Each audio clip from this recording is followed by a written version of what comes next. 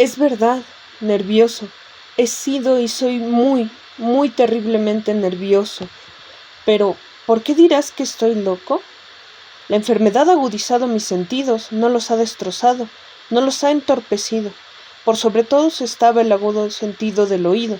Yo escuchaba todas las cosas del cielo y de la tierra, escuché muchas cosas del infierno. ¿Cómo, entonces, estoy loco?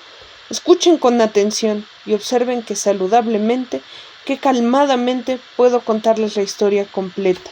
Es imposible decir cómo en un principio la idea entró en mi cerebro, pero una vez concebida me perseguía día y noche. Objeto no había ninguno, pasión no había ninguna. Yo amaba al anciano. Él nunca me había agraviado, él nunca me había insultado. Yo no deseaba su oro. Pienso que fue su ojo. Sí, fue eso. Tenía el ojo de un buitre, un ojo azul pálido con una membrana sobre él. Dondequiera que ese ojo cayera sobre mí, la sangre me helaba, y así, gradualmente, muy gradualmente, resolví quitarle la vida al anciano, y, de ese modo, librarme para siempre de ese ojo. Ahora, este es el punto. Me imagina loco. Los locos no saben nada, pero deberían haber visto qué sabiamente procedí, con qué precaución, con qué previsión, con qué disimulo me dispuse a trabajar. Nunca fui más amable que el anciano que durante la semana previa a matarlo, y cada noche, cerca de la medianoche, corría el cerrojo de su puerta y la abría, oh, tan gentilmente. Y entonces, cuando había hecho una apertura suficiente para mi cabeza, ponía una linterna oscura, cerrada, bien cerrada, para que ninguna luz brillase, y luego metía mi cabeza. Oh, se reirían de ver qué astutamente la metía. La movía lentamente, muy, muy lentamente, de manera tal que no pudiera molestar el sueño del anciano. Me tomaba una hora ubicar la cabeza completa dentro de la apertura para poder cómo yacía sobre su cama. Ah, ¿había sido un loco tan sabio como para hacer eso? Y luego, cuando mi cabeza estaba bien adentro en la habitación, abría la linterna cuidadosamente. Oh, tan cuidadosamente, cuidadosamente, porque los gozones rechinaban. La abría solo lo suficiente para que un único rayo delgado cayera sobre el ojo de buitre. Y esto lo hice durante 7 largas noches, cada noche, justo a la medianoche, pero ya el ojo siempre cerrado, y así fue imposible realizar el trabajo, porque no era el anciano quien me hostigaba, sino su ojo perverso. Y cada mañana, cuando rompía el día, iba osadamente a su recámara, hablaba animadamente con él, llamándolo por su nombre en un tono sincero, y le preguntaba cómo había pasado la noche. Así verán que él debía haber sido un anciano muy profundo, verdaderamente, para sospechar que cada noche, justo a la medianoche, yo lo observaba mientras él dormía. La 8ª noche fui más cuidadoso que lo usual en abrir la puerta. La manecilla de los minutos del reloj se mueve más rápidamente de lo que yo lo hice. Nunca antes de esa noche había sentido el alcance de mis poderes, de mi sagacidad. Apenas podía contener mis sentimientos de triunfo, pensar que ahí estaba, abriendo la puerta, poco a poco, y él ni siquiera soñaba mis actos o pensamientos secretos. Honestamente, yo me reía entre dientes por la idea, y quizá él me escuchó, porque súbitamente se movió en la cama, como si se asustara. Ahora pensarán que me eché atrás, pero no, su habitación era tan negra como el alquitrán, con espesa oscuridad, porque las persianas estaban firmemente cerradas por miedo a los ladrones. Así que yo sabía que él no podía ver la apertura en la puerta, y continuó empujándola constantemente, constantemente. Tenía mi cabeza dentro, y estaba por abrir la linterna cuando mi pulgar resbaló sobre la tapa de estaño, y el anciano saltó en la cama gritando «¿Quién está ahí?». Permanecí quieto y no dije nada. Durante una hora completa no moví ni un músculo, y mientras tanto no lo escuché acostarse. Estaba todavía sentado en la cama escuchando, tal como yo lo había hecho noche tras noche, prestando atención a los centinelas de la muerte en la ventana. Luego escuché un leve gemido, y supe que era el gruñido de un terror mortal. No era un gemido de dolor o de aflicción. Oh, no. Era el leve sonido agotado que sube desde el fondo del alma cuando está sobrecargada de pavor. Conocía bien ese sonido. Muchas noches, justo a la medianoche, cuando todo el mundo dormía, había brotado de mi propio pecho, profundizando con su horrible eco los terrores que me perturbaban.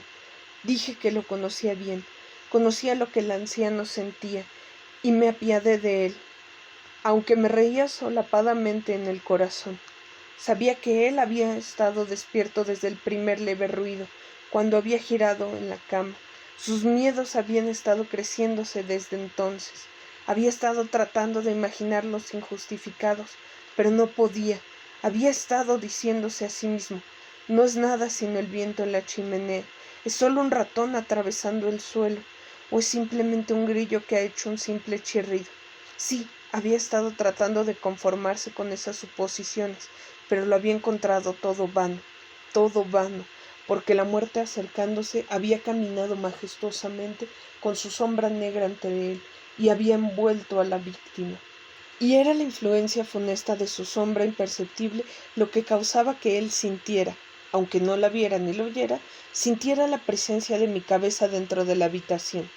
Como yo había esperado durante un largo tiempo muy pacientemente, sin escucharlo acostarse, resolví abrir una muy pequeña rendija en la linterna, de modo que la abrí.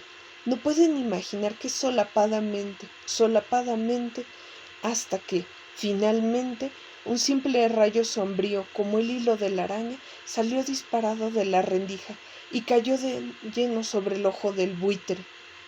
Estaba abierto, muy abierto, y me puse furioso cuando clavé la mirada en él. Lo vi con perfecta distinción, todo azul insípido, con el horrible velo sobre él que heló la misma esencia de mis huesos, pero no podía ver más que la cara del anciano o de su persona, porque había dirigido el rayo, como por instinto, precisamente sobre el punto maldito. ¿Y no les he dicho que lo que ustedes confunden con locura no es sino agudeza de los sentidos? Ahora les digo que ahí vino a mis oídos un sonido leve, lánguido y rápido, como el que hace un reloj cuando es envuelto en algodón. Yo conocía bien ese sonido. Eran los latidos del corazón del anciano. Eso incrementó mi furia, como el sonido del tambor estimula el coraje del soldado. Pero incluso entonces me contuve y permanecí quieto. Apenas respiraba. Sostuve la linterna inmóvil. Traté tan firmemente como pude de mantener el rayo sobre el ojo. Mientras tanto, el infernal tun-tun del corazón crecía. Se hizo más rápido y más rápido y más fuerte a cada instante. El terror del anciano debió ser extremo. Se hizo más fuerte, como digo, más fuerte a cada momento. ¿Han advertido bien? He dicho que soy muy nervioso. Así soy. Y ahora, en las horas muertas de la noche, en medio del espantoso silencio de la antigua casa, un sonido tan extraño como ese me produjo un terror incontrolable. Aún por unos minutos más me contuve y permanecí igual, pero los latidos se hicieron más fuertes, más fuertes. Pensé que aquel corazón debía arder, y ahora una nueva ansiedad me apresó. El sonido sería escuchado por un vecino. La hora del anciano había llegado. Con un gran alarido abrí toda la linterna y salté dentro de la habitación. Él gritó una vez, solo una vez. En un instante lo arrastré hacia el piso y tiré sobre él la cama pesada.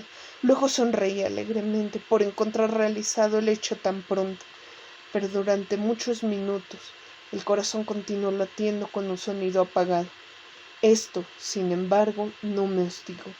No podía escucharse a través de la pared. Finalmente cesó. El anciano estaba muerto. Levanté la cama y examiné el cadáver. Sí, estaba muerto, muerto como una piedra. Puse mi mano sobre su corazón y la retuve ahí muchos minutos. No había pulsaciones. Estaba muerto como una piedra. Su ojo no me perturbaría más. Si todavía me consideran loco, no lo pensarán más cuando describa las sabias precauciones que tomé para ocultar el cuerpo. La noche menguaba y trabajé apresuradamente, pero en silencio. Primero que todo, desmembré el cadáver, corté la cabeza, los brazos y las piernas. Luego tomé 3 tablones del piso de la recámara y deposité todo debajo de los maderos. Luego repuse los tablones tan inteligente, tan astutamente, que ningún ojo humano, incluyendo el suyo, había podido detectar algo anormal. No había nada que lavar, ninguna mancha de ningún tipo, ni siquiera una mancha de sangre. Yo había sido muy cauto en eso. Una cuba había apresado todo. Cuando puse fin a estas labores eran las 4 en punto, y todavía estaba oscuro como en la medianoche. Cuando la campana dio la hora, me llegó un golpe de la puerta de la calle. Bajé y abrí con el corazón liviano, porque ¿qué tenía que temer ahora? Ingresaron 3 hombres que se presentaron con perfecta suavidad, como oficiales de policía. Un grito había sido oído por un vecino durante la noche. Se había despertado la sospecha de algo sucio. La información había sido puesta al recaudo de la oficina policial y ellos, los oficiales, habían sido delegados para registrar las dependencias. Sonreí.